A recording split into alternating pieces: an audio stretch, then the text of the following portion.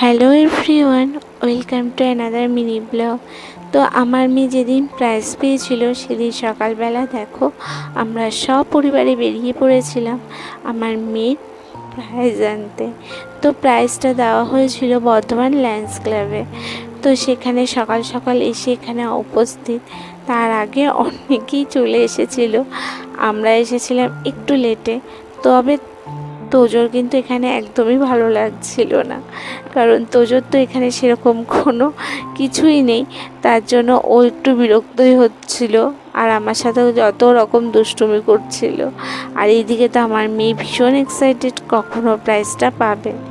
তো সেই আনন্দটাতে আমিও একটু ভাগ বসিয়েছিলাম, কারণ আমার মেয়ে দেখো কত সুন্দরভাবে প্রাইজটা পেয়েছিল।